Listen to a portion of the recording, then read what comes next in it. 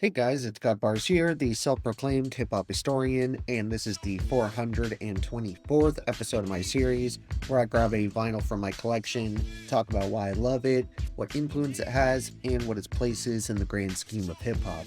So this was actually one of those albums that was supposed to be featured on the page a good while ago. However, for whatever reason, something ended up falling through with my order and I wasn't able to get my hands on a copy until more recently. And the LP I'm talking about is Showbiz and AG's sophomore full-length 1995's Goodfellas. I've covered this legendary duo once before on the page, back when I discussed their iconic 1992 debut, Runaway Slave. However, the supergroup they took part in, which was DITC or Digging in the Crates crew, has had numerous members who've shown up on the channel in the past, including Diamond D with Stunts, Blunts, and Hip Hop, Big L with Lifestyles of the Poor and Dangerous, OC with Word Life, and Lord Finesse with The Awakening. And I'll link my previous show and AG review down in the description if you want to check it out. While the debut is probably their most celebrated and heavily referenced project, you really can't go wrong with any of their output during the 90s, from the 1995 sophomore LP that we're focusing on today, to their killer 1997 EP, Full Scale. But personally, my favorite Showbiz and AG release, at least the one I return to the most, is definitely Goodfellas, because instead of suffering that infamous sophomore slump that many of their contemporaries did, these guys managed to take all the highlights of Runaway Slave and the Soul Clap EP, which were already ahead of their time in 1992, and progress them to the point where, despite the game advancing leaps and bounds over those 3 years, they still weren't struggling at all to keep up with the changing scene. Actually, I would argue that they were one of the acts really at the forefront of this New York movement. One track that really shows how sinister and hard-hitting the music these two cooked up here was is You Know How, which not only has one of my favorite beats on the entire project, but it also has some killer bars from AG, though really neither of those aspects are unique to this song. Though I still do want to share part of his opening verse, because it's definitely one of AG's strongest performances on Goodfellas. Even though he, like many of the MCs in DITC, virtually never phoned it in on a verse.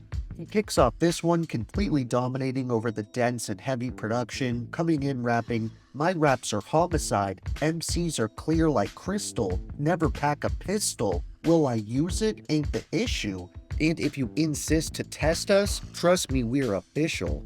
A fight-proof style you can't get through. New shit was real from day one. Say one verse, then I burst with the love so I can slay, hun. Ain't none. That's the answer on who's better. Want more cheese than cheddar, soon to breeze like the weather. My companion is standing on non-believers. With mics you can't test me, you lose against the SP. Blacker than Wesley, almost perfect like Gretzky. You supposed to be the best? Step up, let's see. Check 1, 2, that means I'm coming too, but in my song, if I say peace, I'm gone. That means I'm through. Monster will stomp ya. Until you suffocate, turn red, now dead is your mental state. As I was highlighting earlier, this is something that can kind of be said about every MC in DITC.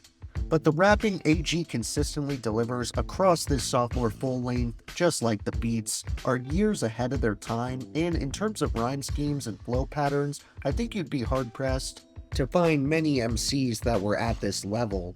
Obviously, Showbiz played a massive part in this album's production, but there was actually a small handful of other names that contributed to these grimy, layered, and progressive instrumentals, including Lord Finesse, Rock Rada, DJ Premier, and Drace of Black Sheep.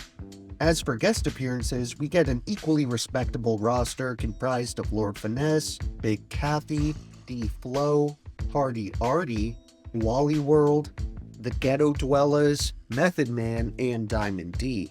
When it comes to my honorable mentions this time around, I'm gonna leave out You Know How, just because I already discussed it by name, and instead recommend tracks like Never Less Than Ill, Check It Out, Add On, Time For, Got the Flavor, Medicine, I'm Not the One, and Next Level.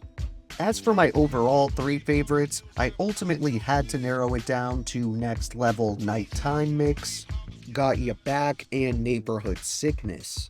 Thank you for watching my 424th video. Next time we are returning to a West Coast veteran who definitely could use a bit more shine on the page. So check in for that one, and if you enjoyed, be sure to like, subscribe, and let me know what songs off this boom bap classic resonate with you the most. Don't forget to have a great day, and I'll see you next time, okay? Alright.